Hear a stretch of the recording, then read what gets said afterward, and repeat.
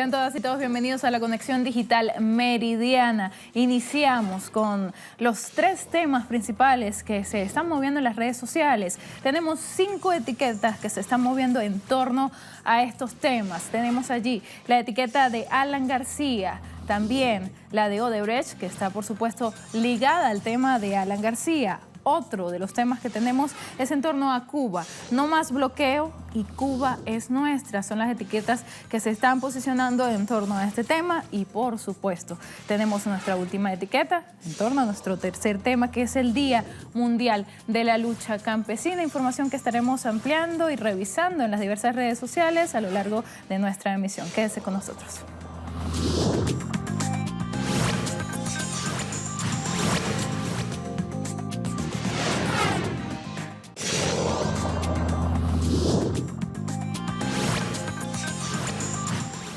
Iniciamos hablando de Perú porque el expresidente Alan García falleció este miércoles luego que atentara contra su vida, una acción que lo envió a la emergencia del Hospital Casimiro Ulloa, donde ingresó a las 6:50 hora local. El Ministerio de Salud de Perú informó que García ingresó con un diagnóstico de impacto de bala en la cabeza, con orificio de entrada y salida y calificada estado grave, como se encontraba en ese momento el expresidente. No obstante, la Dirección Nacional de Inteligencia y Criminalística confirmó algunas horas después la muerte del expresidente peruano. Y por supuesto es información que están reseñando desde muy temprano diversos portales digitales. Vamos a revisarlos. Nos vamos al portal Al Navío y se están haciendo una pregunta a propósito de esto que ocurrió con el expresidente Alan García. Veamos el titular. ¿De qué se acusaba al expresidente Alan García? ¿Qué lo llevó hasta el suicidio? Bueno, el expresidente Alan García estaba siendo investigado por presuntos sobornos pagados por Odebrecht para la licitación en 2009 de la línea 1 del Metro de Lima. Presuntamente aceptó $200.000 en pagos. García tenía prohibido salir de Perú por 18 meses. Intentó asilarse sin éxito en la Embajada de Uruguay en Lima. Recordemos que Alan García fue presidente de Perú en los periodos de 1985 y 1990 y de 2006 al 2011. Pero vamos al portal El País. Están haciendo una reseña de los expresidentes peruanos que se están y que se encuentran siendo investigados por corrupción. Vamos a ver su titular. El caso de Odebrecht acorrala a 4 expresidentes peruanos. La Fiscalía pide 36 meses de prisión preventiva en el caso de Pedro Pablo Kuczynski, luego de que la constructora Odebrecht entregara pruebas de pagos a un ex alto cargo de Alan García. Alejandro Toledo también es otro de los expresidentes y es prófugo de la justicia desde el 2017 y según el requerimiento a Estados Unidos para su extradición le hizo prometer al ex representante de Odebrecht en Perú $36 millones a cambio de la concesión de las obras de la vía interoceánica. Y desde el pasado miércoles, Kuczynski está también bajo arresto preliminar a petición del equipo de investigadores de la Fiscalía que lo investiga por actos de corrupción supuestamente cometidos durante su etapa como ministro de Administración en el otorgamiento de 2 concesiones al gigante brasileño. También cumple prisión preventiva por 36 meses la ex candidata presidencial Keiko Fujimori. Desde octubre pasado es investigada por lavado de activos presuntamente procedentes de la contabilidad paralela de Odebrecht. Su padre, el expresidente Alberto Fujimori, cumple una condena de 25 años de prisión por crímenes de lesa humanidad, robo y corrupción.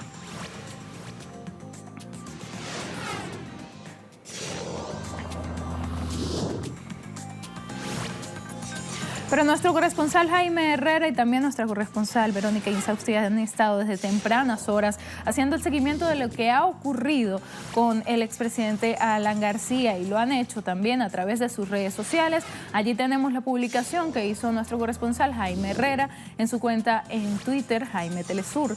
Perú, Hospital Casimiro Ulloa informó que el expresidente Alan García murió a las 10:05 am por traumatismo encéfalo craneano grave. Allí el reporte de nuestro corresponsal. El hospital Casimiro Ulloa acaba de emitir una nota de prensa en la cual da a conocer que el ex presidente Alan García Pérez falleció a las 10 de la mañana con 5 minutos. Esto como consecuencia de un impacto de bala en la cabeza con entrada y salida de una hemorragia incontrolable, un paro respiratorio que le causó la muerte. Recordemos, el expresidente Alan García decidió quitarse la vida cuando se enteró que iba a ser detenido por la policía en un caso de investigación que se le sigue por corrupción y lavado de activos. Allí el reporte de nuestro corresponsal en su cuenta de Twitter, pero también en su cuenta de Twitter, Martín Vizcarra ha escrito en torno a esta situación. Consternado por el fallecimiento del expresidente Alan García, envío mis condolencias a su familia y sus seres queridos. Pero el abogado exmandatario peruano, Erasmo Reina, publicó también: siempre te recordaremos con alegría, fuiste nuestro líder y maestro, hasta siempre, presidente.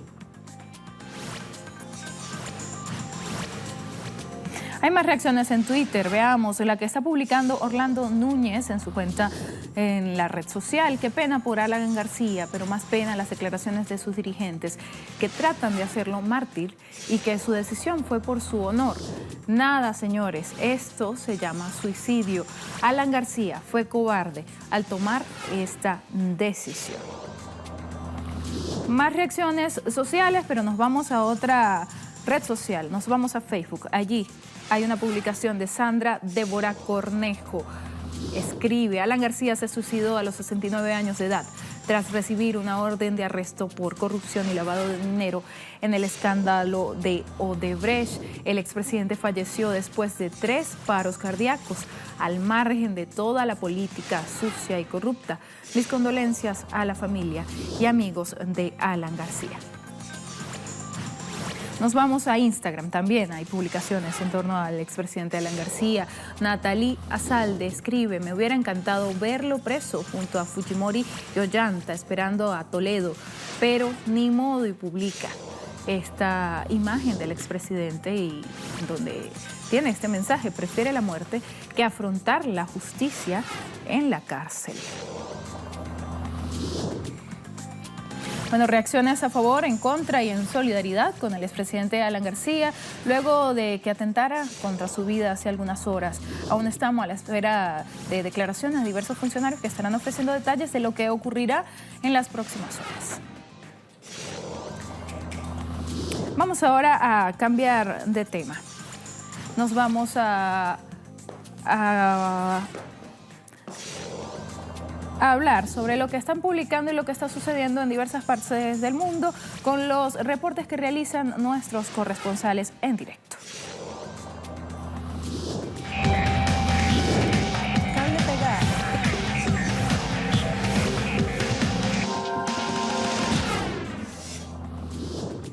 Nuestra corresponsal Danay Galetti publica que este 17, cuando se cumplen 23 años de la masacre de El Dorado do Carajás, movimientos sociales desde el Congreso Nacional de Brasil advirtieron sobre las amenazas del actual gobierno a los avances alcanzados en reforma agraria y apoyo a la agricultura familiar.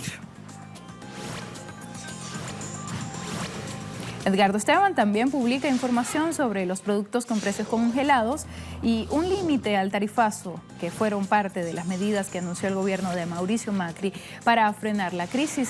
Se presentó una serie de medidas económicas y sociales de alivio de cara a las elecciones presidenciales. Veamos.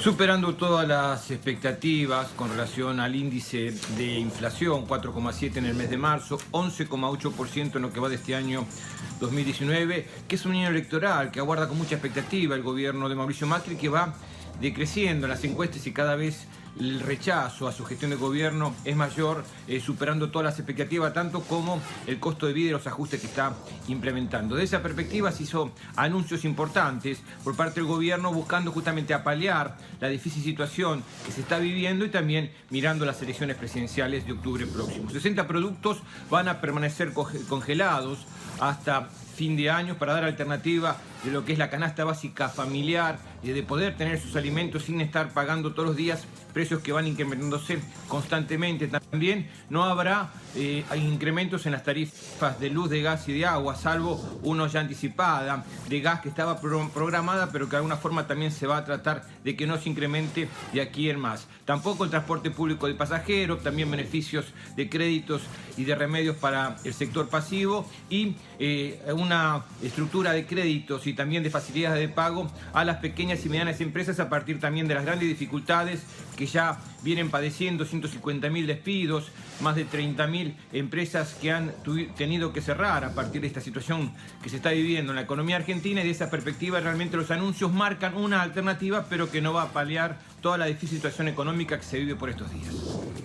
Allí el reporte de Edgardo Esteban, pero nuestra corresponsal Tiare Valenzuela también está haciendo lo propio en su cuenta en la red social Twitter. Está hablando sobre que el Parlamento de Chile tendrá la última palabra con respecto a la entrada en vigencia del TPP. Veamos. A mis espaldas, el Palacio de la Moneda, en su interior, el presidente de la República, Sebastián Piñera, el que le puso urgencia al tratado TPP, el Tratado Transpacífico, dentro de discusiones en el Parlamento. ¿Para qué? Para que este entre en vigencia. Ya está ratificado desde el año pasado, pero se tiene que poner en práctica. Y eso es lo que decidirá el Parlamento de Chile. Un Parlamento que se ha visto reticente a aceptar esta propuesta, ha desplazado por semanas la discusión, pero hoy nos levantamos con la noticia de que el Partido Democracia Cristiana, históricamente perteneciente a la oposición, hoy oposición, Concertación, Nueva Mayoría, parece apoyar este tratado y quizás con él y con este apoyo podría haber la luz. Dirigentes sociales se oponen, pues este tratado profundizaría más el modelo neoliberal, el extractivismo y, por supuesto, la explotación de los recursos naturales, no en pos de toda la ciudadanía, sino de grandes corporaciones. Eso es lo que está en jaque hoy día y, por supuesto, le seguiremos informando qué sucede en el Parlamento de Chile con respecto a este tratado de libre comercio. Allí las publicaciones de nuestros corresponsales en directo, información que usted también puede encontrar ampliada en nuestra página web www.telesurtv.net. Hacemos una pausa, no se vayan que ya regresamos con más.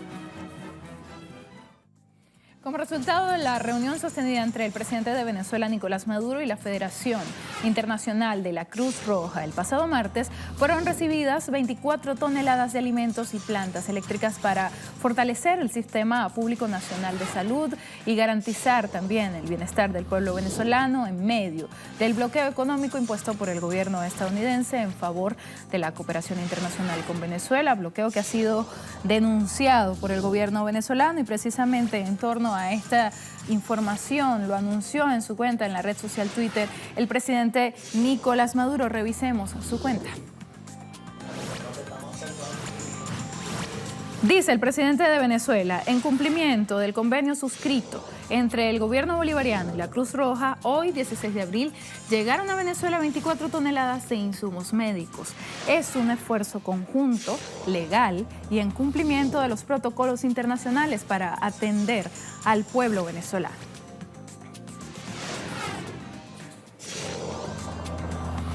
Pero precisamente en torno a este recibimiento del cargamento de 24 toneladas de insumos médicos por parte de la Cruz Roja Internacional, nuestro corresponsal Leonel Retamal ha realizado una entrevista en torno a este tema. Vamos a ver. El día martes 16 de abril llegaron a Venezuela 24 toneladas de medicamentos e insumos médico-quirúrgicos de parte de la Cruz Roja. Estamos para analizar qué significa la llegada de esos insumos con el ministro del Poder Popular para la Salud, Carlos Alvarado, que nos va a detallar qué es este convenio que se realizó con la Cruz Roja para asistencia técnica humanitaria en temas de salud. Sí, bueno, el presidente Nicolás Maduro recibió en su despacho a la Asociación Internacional de la Cruz Roja, al Comité Internacional de la Cruz Roja y a la Cruz Roja Venezolana para conversar acerca del ofrecimiento que hacen estos organismos internacionales de ayuda, de asistencia técnica humanitaria al país, producto fundamentalmente de la contingencia eléctrica, del saboteo criminal eléctrico contra Venezuela, que dejó sin electricidad a todo el país.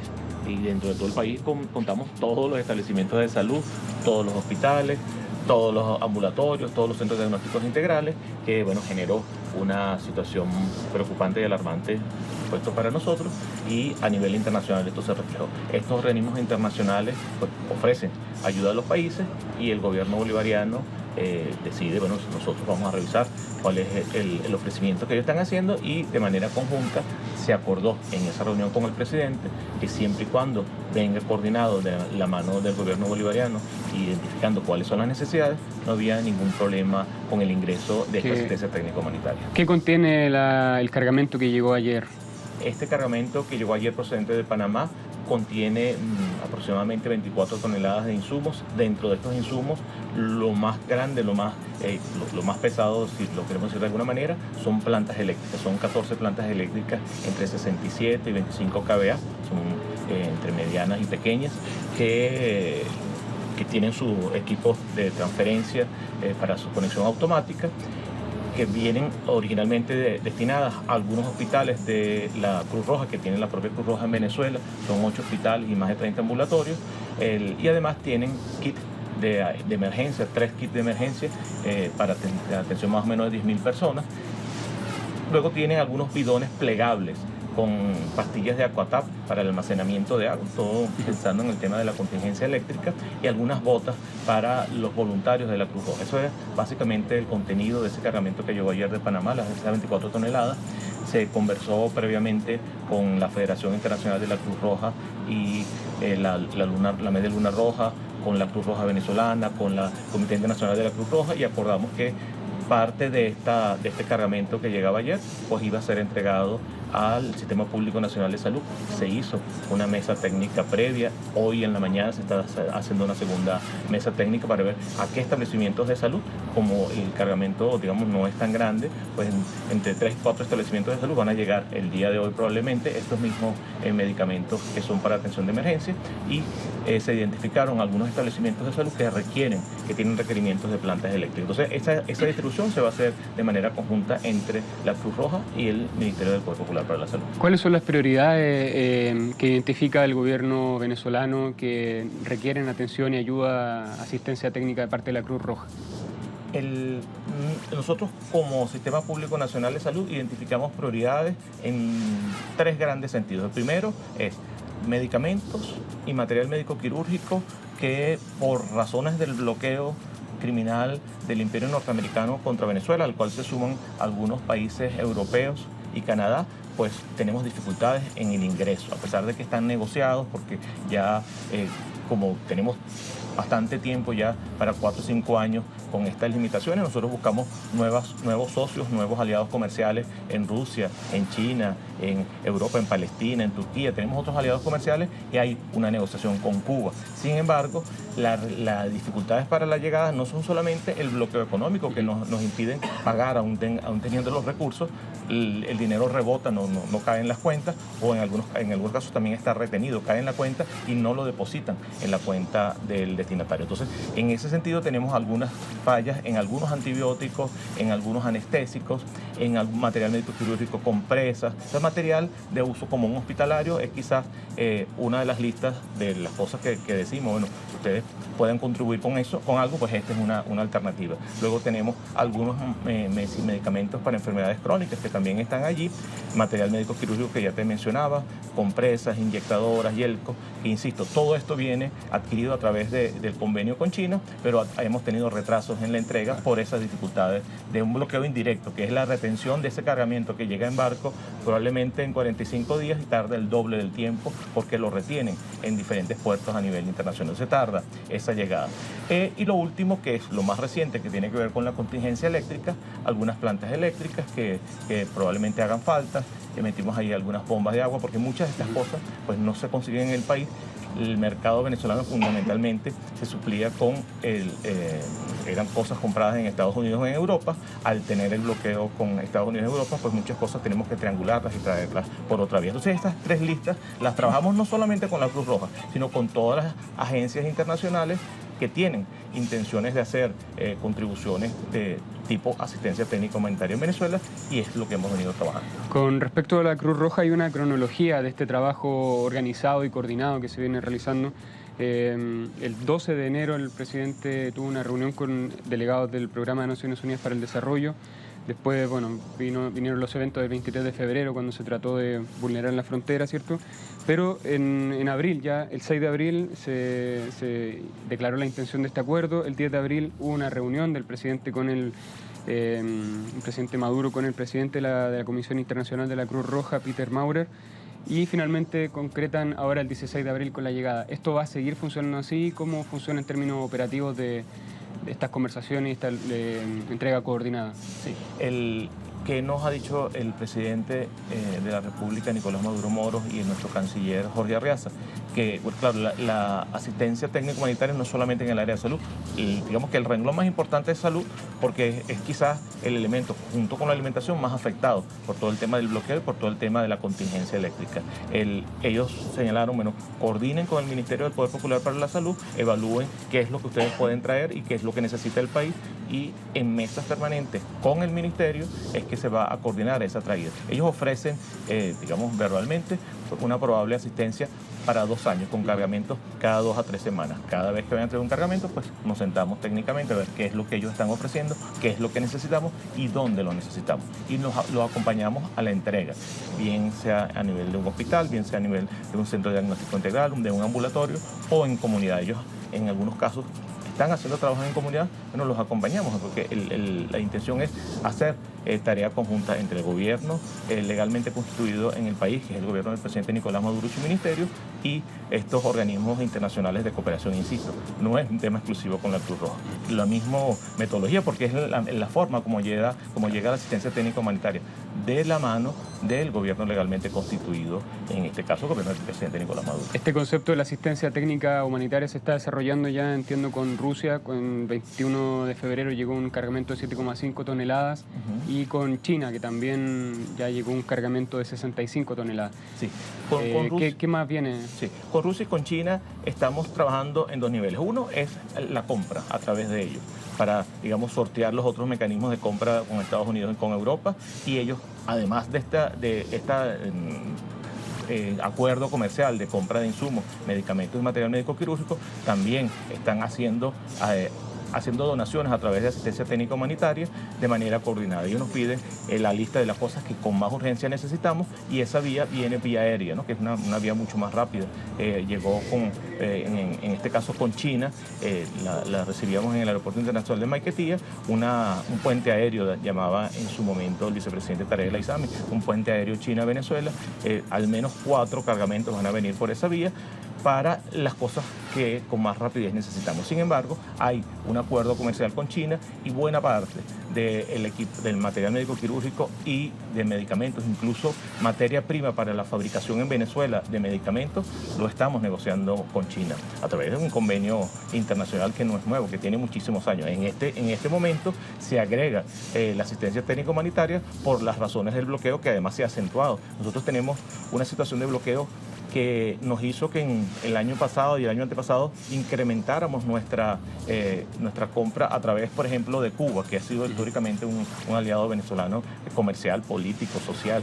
Y bueno, a través de Cuba traemos muchísimas cosas, aumentamos las cosas que traemos por Cuba, y además fortalecimos nuestros lazos con el Sistema de Naciones Unidas, con la OPS, con la UNICEF, y con ellos estamos trayendo muchas cosas. Pero este año, con el incremento de las medidas coercitivas unilaterales por parte del gobierno norteamericano, nos están hasta bloqueando las cosas que traemos a través de la OPS. Nosotros tenemos más de 2 millones de euros en vacunas que tenemos retenidos en Europa, concretamente en Portugal, para vacunas a través de la OPS, cosa que no había pasado el año pasado, está pasando este año.